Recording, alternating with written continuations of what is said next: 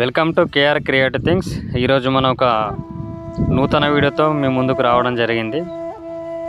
ఇది ఏంటి అని మీరు చూస్తున్నారు కదా. ఇప్పుడు మనకు వచ్చేదాన్ని ఈ ట్రాక్టర్కు అమర్చిన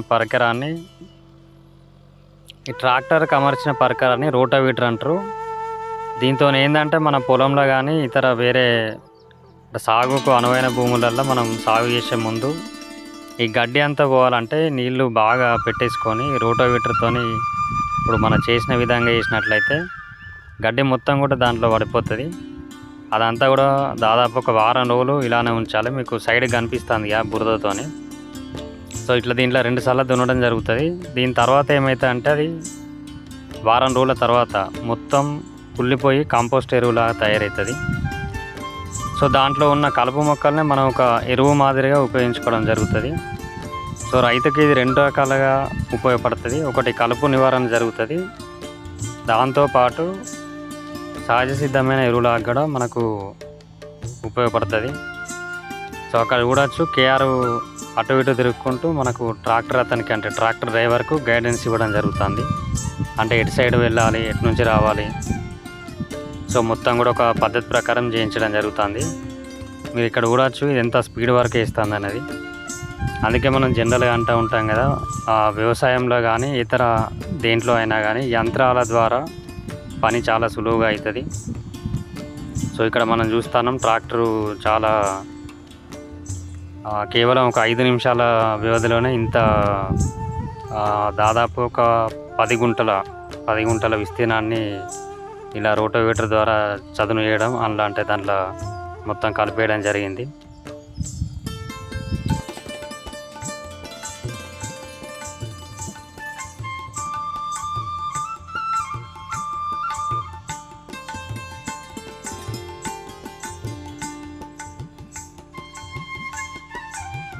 సో ఇలాగ మనం యంత్రాలను ఉపయోగించడం ద్వారా మనకు పని తొందరగా అవుతుంది, అదేవిధంగా చాలా సులభంగా అవుతుంది. యంత్రాల ద్వారా మీకు వర్కర్ల అంటే మనకు ఇప్పుడు కూలీల కొరత చాలా ఉన్నది వ్యవసాయ రంగంలో. ఈ కూలీల కొరత కూడా మనకు తీరుతుంది. సో ఇప్పుడు మనం చేయబోయేది వరి. అంటే ఇప్పుడు కేఆర్ ఇంతకుముందు కూరగాయలు పండించింది కదా, దీంట్లో అదంతా తీసేసి మక్కలు వేయడం జరిగింది. మక్కల తర్వాత మళ్ళీ వరి వేయడం జరుగుతుంది. కేఆర్ ఒకటి ఏం చేస్తారంటే ఉన్న ల్యాండ్లో ఇన్నోవేటింగ్గా తయారు చేస్తారు. రకరకాల పంటలతో ప్రయోగాలు చేయడంతో పాటు మంచి దిగుబడులు సాధిస్తూ ఉంటాడు. సో అందరూ ఇక్కడ చుట్టుపక్కల గ్రామాల రైతులు కూడా అందుకే కేఆర్ను ఒక ఆదర్శంగా తీసుకోవడం జరుగుతుంది. తద్వారా కేఆర్ దగ్గరికి వచ్చి చాలామంది కూడా సలహాలు సజెషన్స్ తీసుకొని నూతనంగా వ్యవసాయాన్ని ముందుకు నడిపించడానికి ప్రయత్నం చేస్తూ ఉన్నారు ఇక్కడ యువత కూడా. సో మనం చూడవచ్చు ఈ మక్క కర్రలను కూడా మొత్తం ఈ రోటావీటర్ అనేది చదును చేస్తుంది.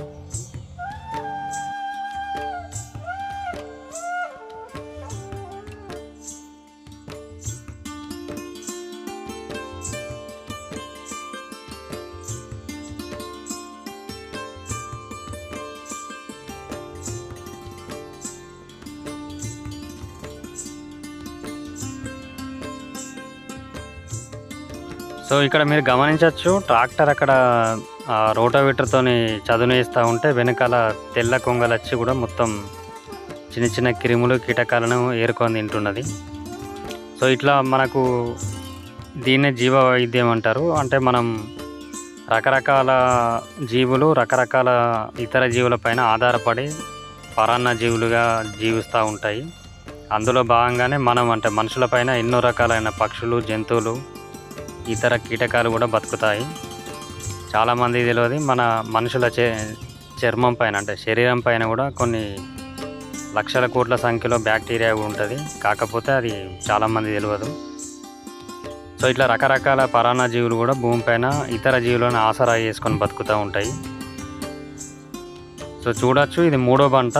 ఫస్ట్ 2 పంటలు కూడా మొత్తం పూర్తిగా ఈ రోటావీటర్ ద్వారా చదును చేయడం జరిగింది. ఇది ఫస్ట్ రోజు చేయడం జరిగింది. దీన్ని ఒక 2 రోజుల తర్వాత మళ్ళీ ఇక్కడ ఇరుసార్లు అంటారు, ఆ ఇరుసార్లు చేయడం జరుగుతుంది. అంటే 2వసారి దున్నుతారు సేమ్ ఇదే రోటావీటర్తోనే. మీకు అందరూ తెలుసు దున్నడంలో చాలా రకాలైన పద్ధతులు ఉంటాయి. అందులో నాగళ్ళతో దున్నుతారు, అదేవిధంగా ఈ రోటావేటర్తో దున్నుతారు. ఇట్లా రకరకాలు ఉంటుంది. దాంట్లో ఈ రోటావేటర్ పద్ధతి అనేది చాలా అనువుగా ఉంటుంది. మనం ఇప్పుడు చేయబోయేది కూడా వరి పంటకు సంబంధించి ఈ భూమి అంతా కూడా చదును చేయడం జరుగుతుంది. సో చూడొచ్చు, ఇది ఆల్మోస్ట్ కంప్లీట్ అయింది. కొంత ఇటు లెఫ్ట్ సైడ్ మాత్రం కొంత ఉంది. దాన్ని కూడా చేసే ప్రయత్నం రెండోసారి దున్నినప్పుడు చేస్తారు. సో ఫస్ట్ టైం కాబట్టి కొంత ఆ నేల కూడా టైట్గా ఉండడం వల్ల కొంత ఇబ్బందికరంగా వచ్చింది. నెక్స్ట్ టైం అనేది అప్పటి వరకు వాటర్ పెట్టి ఉంటుంది కాబట్టి సెట్ అయిపోతుంది. ఓకే, మీరు చూస్తున్నారు కదా, ఇంతకు మీద మొత్తం విపరీతమైన గడ్డి పెరిగింది. ఇప్పుడు రోడ్డు తీసుకొచ్చి మొత్తం దీన్ని చదువు చేయడం జరిగింది. ఎంత ఎక్సలెంట్గా అయిందో ల్యాండ్. ఈసారి వరి వేద్దాం అని చెప్పేసి నిర్ణయించుకున్నాం. సరే, వరి మంచి రకాన్ని ఎంచుకొని వరి పంట తీస్తున్నాను. నెక్స్ట్ టైం మళ్ళీ మనం వేరే వెరైటీ పెట్టాలి. చూడవచ్చు మీరు, మట్టి ఎంత మెత్తగా అయిందో చూడవచ్చు మీరు, ఎంత గుల్ల బారిందో చూడు. ఎక్సలెంట్ కంటే ఎక్సలెంట్గా ఉంది.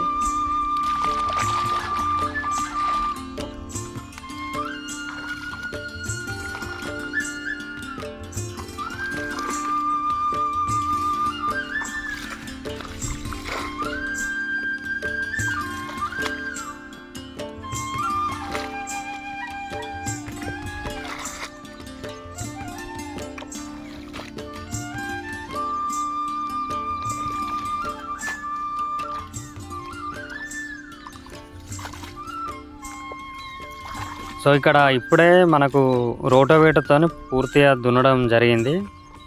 ఇప్పుడు కేఆర్ ఏం చేస్తున్నా అంటే ప్రతి మడిలో కూడా నీళ్లు నిండేలాగా ఒక మడి నిండిన తర్వాత ఇంకో మడికి గట్లు మూసేయడం జరుగుతుంది. సో రెండో మడికి మూయడం జరిగింది. సో ఇట్లా మొత్తం కూడా మూసేసిన తర్వాత కేఆర్ బయటికి వస్తున్నాడు. మీకు తెలుసు కదా, ఇప్పుడు మనకు ఎంట్రన్స్లో కొబ్బరి చెట్లును అరటి చెట్లు పెట్టిండు కేఆర్. ఇవి ఈ కొబ్బరి అరటి అనేది కేఆర్కు చాలా ఇష్టమైన చెట్లు, అందుకే ఇవన్నీ పెట్టిండు. ఓకే, కేఆర్ ఇంకా మనకేదో చెప్తాడట, చూద్దాం. మా కత్తిగుంటాస్లో పంట మార్పిడి విధానంలో ఈసారి పొలం దున్నియడం జరిగింది. ఇప్పుడు జంబు కొడుతున్నాడు, నాటుకు సిద్ధం చేస్తున్నాడు. జంబు వేసిన తర్వాత ఎంత నీట్గా చదును అయిందో మీరు చూడొచ్చు. నాటుకు సిద్ధమైంది.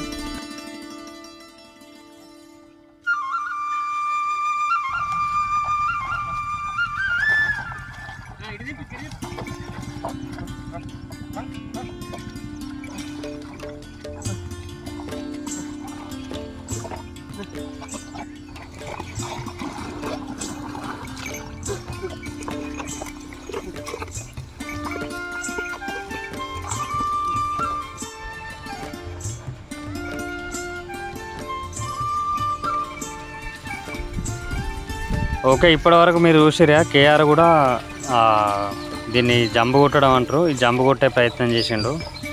ఎప్పుడో చిన్నప్పుడు 25 సంవత్సరాల కింద జంబు సరదాకు కొట్టేవాడట ఆడుకోవడానికి. సో ఇప్పుడు మళ్ళీ ట్రై చేసిండు. దాదాపుగా సమర్థవంతంగానే చేసిండని చెప్పచ్చు. సో ఇదంతా జంబు కొట్టే ప్రక్రియ జరుగుతుంది. జంబు అంటే మీకు తెలుసు, వాటర్ పెట్టేసి దాన్ని నేలంతా కూడా చదును అయ్యేలాగా, అంటే వాటర్ అంతా ఒకే మొత్తం సమాంతరంగా నీళ్ళు ఒకే ఎత్తులో నిలబడేలాగా చేయడం జరుగుతుంది. అందులో భాగంగానే ఈ జంబు కొట్టడం జరుగుతుంది. మీకు ఇక్కడ ఎద్దులను చూడవచ్చు. దాదాపు ఆ 2 ఎద్దులు కూడా చాలా సన్నంగా అనిపిస్తున్నాయి.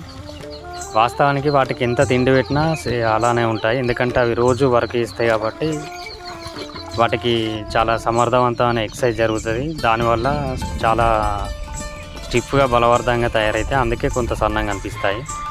ఇదే ఎద్దులు ఇంట్లో పెట్టి మేపినట్లయితే చాలా బలిష్టంగా ఉన్నట్టు కనిపిస్తాయి, కానీ అవి వర్క్ చేయవు. అలాంటివి కూడా రైతులకు పెద్ద యూజ్ కావు.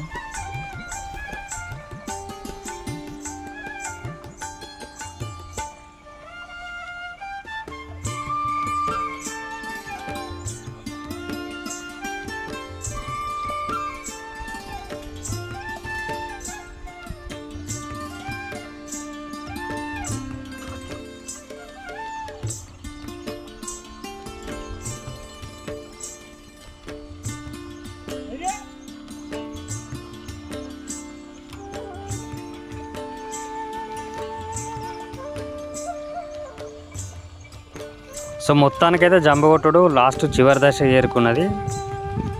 సో మొత్తం కూడా చదును చేయడం జరుగుతుంది. మీకు అక్కడ చివరికి కనిపించేది కొంత ఎత్తు ఉన్నది, అక్కడ కూడా మళ్ళీ 2-3 సార్లు జంబు చేయడం జరుగుతుంది. దాని ద్వారా మొత్తం కూడా సమాంతరంగా తయారైతే మీకు ఇంతకుముందు చెప్పుకున్నట్లు. ఇంకొకటి ఇక్కడ విషయం ఏంటంటే జంబు కొట్టడం అనేది, సో ఇక్కడ జంబు కొట్టడం అనేది చాలా ట్రైనింగ్, అంటే మనం ఇంగ్లీష్లో చెప్పుకున్న ట్రైనింగ్ అనొచ్చు. అంటే చాలా చిన్నప్పటి నుంచి నేర్చుకుంటారు వీళ్ళు. వాళ్ళ పేరెంట్స్ని చూసి వాళ్ళ వెంబడి వెళ్ళడము, జంబు కొట్టడం ఎట్లా అనేది నేర్చుకుంటారు. సో అట్లా శిక్షణ తెలియకుండా, అంటే వాళ్ళ తెలియకుండానే దీంట్లో మంచి నైపుణ్యత సాధిస్తారు. ఇప్పుడు మనలాంటి వాళ్ళు డైరెక్ట్ జంబు కొట్టుకొని దాంట్లో దిగితే దాదాపు మనం ఒక 5 మినిట్స్ కూడా అందులో ఉండలేము, అంత హార్డ్ వర్క్ మనం చేయలేము. సో రైతన్నలు ఎంత కష్టపడుతున్నారు అనేది ఒక్కసారి ఎవరైనా రైతులు ఏం కష్టపడతారు అని అనుకుని డౌట్ వచ్చే వాళ్ళని ఉంటే వాళ్ళ ఊళ్ళోకి వెళ్ళి ఒక్కసారి జంబును తీసుకొని కేవలం ఒక 10 గుంటలకు జంబు కొట్టి చూస్తే వాళ్ళకు రైతుల కష్టం అనేది మొత్తం అర్థమైపోతుంది.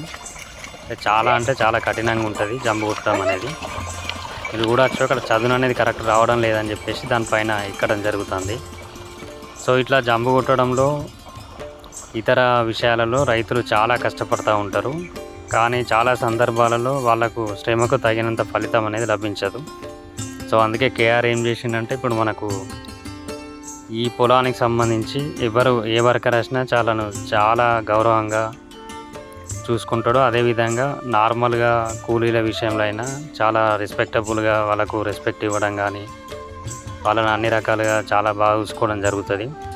సో అందరూ కూడా ఏంటంటే కేఆర్ ఉద్దేశం ప్రతి ఒక్కరు కూడా మన పొలంలోకి వచ్చే ఏ కూలీగా వచ్చిన పర్సన్కైనా రెస్పెక్ట్ ఇవ్వాలి, వాళ్ళ నుండి మనం మర్యాదపూర్వకంగా ప్రవర్తించాలి అనేది ఎక్కువ చెప్తూ ఉంటారు.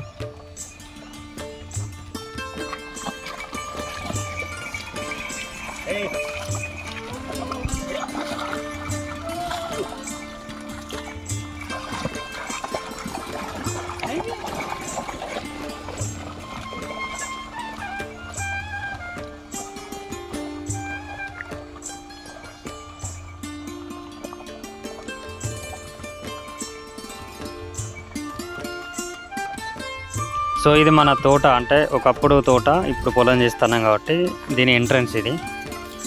దీనిలో మీరు గమనించవచ్చు, ముందు ఎంట్రన్స్ గేట్ దగ్గరనే అరటి చెట్లు కానీ కొబ్బరి చెట్లు కానీ ఉంటాయి. సో మొత్తం కూడా జంబు కొట్టడం పూర్తయింది.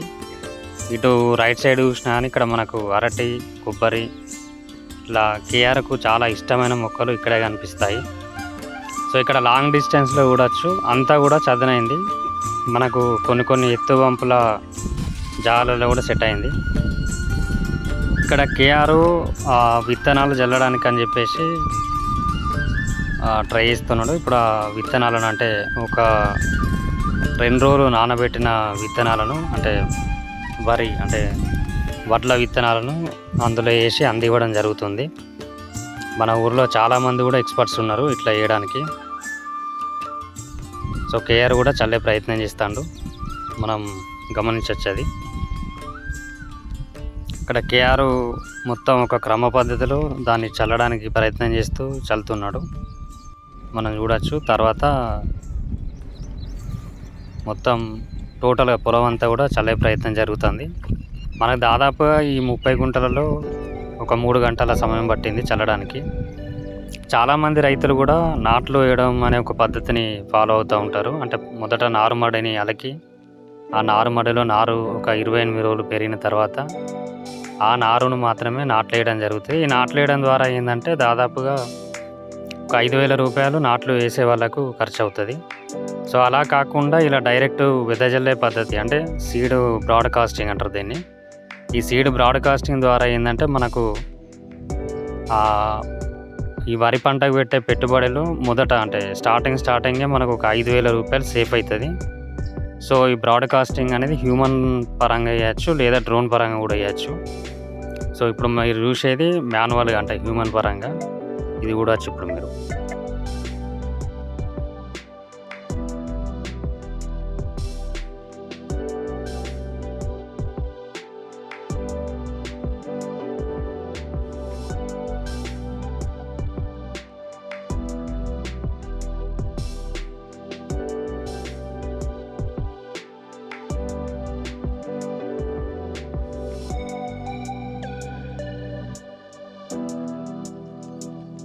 సో ఇలా మొత్తం ఒక విడత బ్రాడ్కాస్టింగ్ అంటే హ్యూమన్ బ్రాడ్కాస్టింగ్ ద్వారా మొత్తం చల్లడం జరిగింది. చల్లిన తర్వాత మనకు ఇంకా కొంత ఇది మిగిలింది. సో ఇక్కడ చూడవచ్చు చల్లిన తర్వాత మొలకలు దాదాపు ఒక వారం తర్వాత ఎంత మొలకలు వచ్చినాయి అనేది మనం ఇక్కడ టోటల్ కూడా గమనించవచ్చు. ఆల్మోస్ట్ మనకి బ్రాడ్కాస్టింగ్ ద్వారా మనకు 95% అనేది మొలక శాతం వచ్చింది. కొంత 5% మాత్రం అక్కడక్కడ అంటే మాన్యువల్గా చల్లినాం కాబట్టి కొంత రాలేదు. సో మిగతా అంతా కూడా చాలా బాగా వచ్చింది, మీరు అబ్జర్వ్ చేయొచ్చు.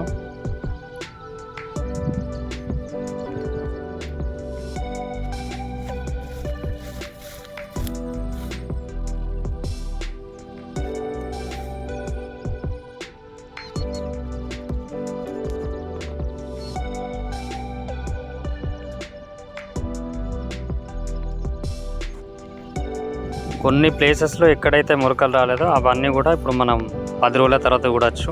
సో ఇదంతా కూడా డ్రోన్తో మందు కొట్టే ప్రయత్నం చేస్తున్నాం మనం. మీకు అందరూ తెలుసు వ్యవసాయ రంగంలో యాంత్రీకరణ అనేది చాలా ముఖ్యమైనది. దీని ద్వారా కూలీల కొరత కానీ ఇతర అన్ని రకాలుగా మనకు చాలా ఉపయోగకరంగా ఉంటుంది. మనం ఇంతకుముందు చెప్పుకున్నట్లు ఈ డ్రోన్లు కానీ వ్యవసాయ పరికరాలు కానీ ఉపయోగించడం ద్వారా ఈ కూలీల కొరతను నివారించవచ్చు మనం. చాలామంది కూడా వ్యవసాయ రంగంలో కూలీలు దొరకక ఇబ్బంది పడుతున్నారు. దాదాపుగా కలుపు తీసే పని ఉన్నదనుకోండి, ఆల్మోస్ట్ 2 నుంచి 3 రోజుల ముందే వాళ్ళకు అడగడం, చెప్పడం, రిక్వెస్ట్ చేయడం ఇట్లా జరుగుతుంది. అయినప్పటికీ కూడా కూలీలు రావడం లేదు. దీని విషయంలో మనం మన ఛానల్ తరపున ప్రభుత్వానికి ఒక చిన్న విజ్ఞప్తి ఏంటంటే, రైతులందరి తరపున ఇది మన ఛానల్ మరియు రైతులందరి తరపున ఇది ఏదైతే మహాత్మా గాంధీ ఉపాధి హామీ పథకం ఉన్నదో ఆ పథకం కింద వ్యవసాయ రంగంలో దాన్ని ఇంప్లిమెంట్ చేస్తే బాగుంటుంది.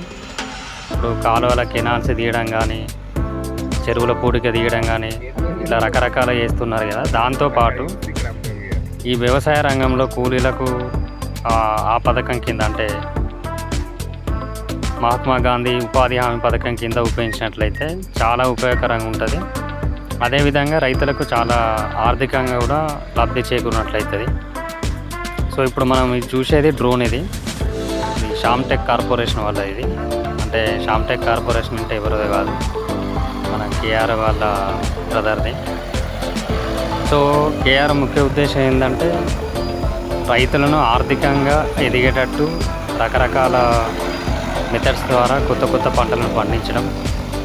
దాని ద్వారా ఏంటంటే శ్రమ తగ్గి అంటే ఈ యంత్రాలు ఉపయోగించడం ద్వారా శ్రమ తగ్గి ఆ ఉత్పత్తి పెరగడం, తద్వారా రైతులకు ఆర్థిక స్వావలంబన చేకూరేలాగా చేయడం అనేది కేఆర్ ప్రధాన ఉద్దేశం. చాలాసార్లు చెప్తూ ఉంటాడు, రైతులు చాలా శ్రమ పడుతున్నారు కానీ వారికి తగిన ఫలితం రావడం లేదు. సో దాన్ని ఇట్లా మనం శ్రమ కొంత ఉండాలి, దానికి ఫలితం అనేది కరెక్ట్గా రావాలి అని చెప్తూ ఉంటాడు. అదే ఆలోచన విధానం క్రమంలో ఈ తక్కువ స్థలంలో అంటే 30 గుంటలలో మొదట ఎవరు కూడా ఇక్కడ చుట్టుపక్కల ఎవరు కూడా వేరే పంటల వైపు ఎటు వెళ్ళకుండా ఉన్న సందర్భంలో కేవలం వరి, పత్తి వేస్తూ ఉంటారు ఇక్కడ లోకల్లో. సో వీటితోని అంత దిగుబడి రాదు, దీన్ని ఎట్లా అయినా మార్చాలనే ఇంటెన్షన్తో మొదట కూరగాయలు పండించడం జరిగింది. దాంట్లో చాలా సక్సెస్ఫుల్గా పంట తీసిండు. మీకు తెలుసు, మన పాత వీడియోలు చూస్తే కూడా మీరు చూడొచ్చు. అటు తర్వాత దాన్ని ఆర్గానిక్ వేలో మార్చిండు, సర్ప ఆధారిత వ్యవసాయం లాగా. సో దాంట్లో కూడా చాలా సక్సెస్ పొందిండు. మీకు రకరకాల టీవీ ఛానల్స్లో కూడా కేఆర్ సక్సెస్ స్టోరీని మీరు చూడొచ్చు. అదేవిధంగా పంటలో దిగుబడి పెరగాలంటే పంట మార్పిడి అనేది అత్యుత్తమ మార్గాన్ని గమనించిండు. సో తద్వారా ఏంటంటే పంట మార్పిడికి ప్రయత్నం చేసిండు. ఎందుకంటే కూరగాయల తర్వాత వెంటనే మక్కలు వేయడం జరిగింది. ఎట్లా పొలాలకు మందులు కొడతాయో చూద్దామని చెప్పి ఆగి. మీకుందా పొలం ఉందా? ఉన్నది. Okay okay. అంటే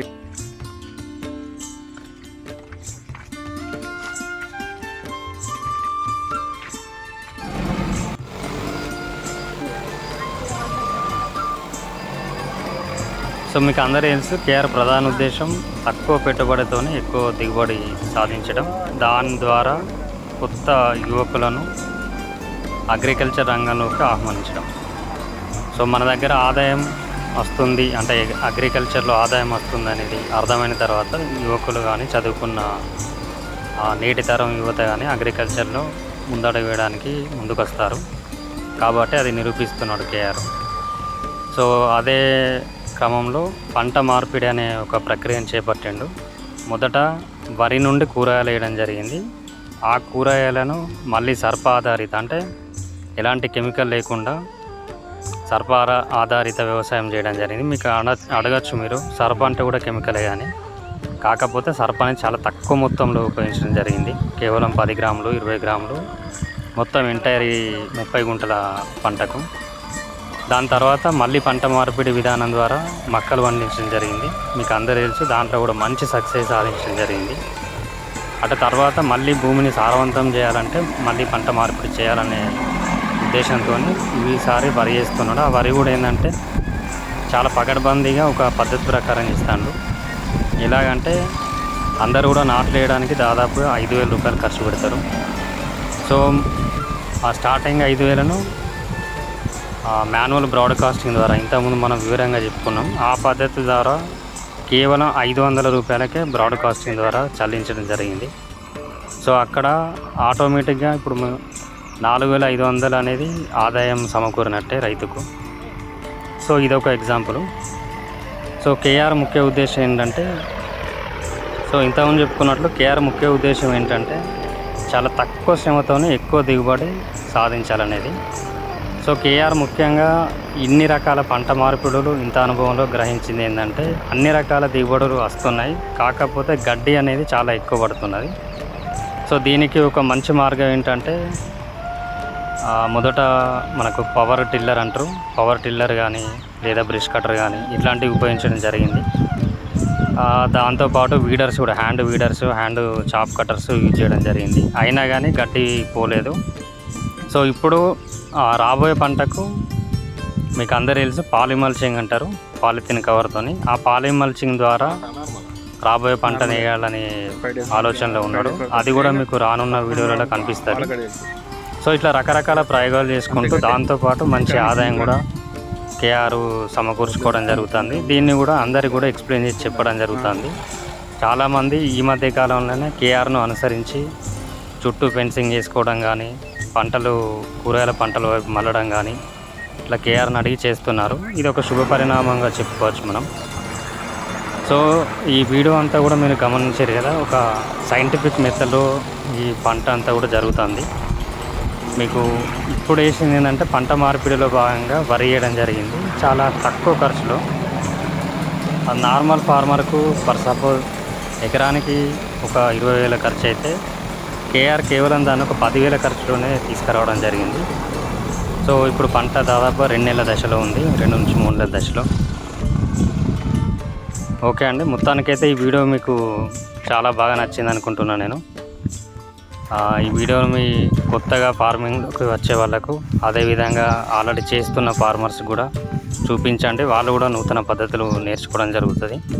కేఆర్ ఇంత కృషి చేసేది కూడా ఒకటే, కేఆర్ అనుసరిస్తున్న మెథడ్స్ కొంతమంది అయినా రైతులు ఉపయోగించి మంచి ఆదాయం తెచ్చుకోవాలనేది కేఆర్ ముఖ్య ఉద్దేశం. సో అందుకే వ్యవసాయ రంగాన్ని ఇంత అద్భుతంగా, ఇంత సాంకేతిక పరంగా చేస్తున్నాడు. ఓకే అండి, please subscribe to our channel and like, share.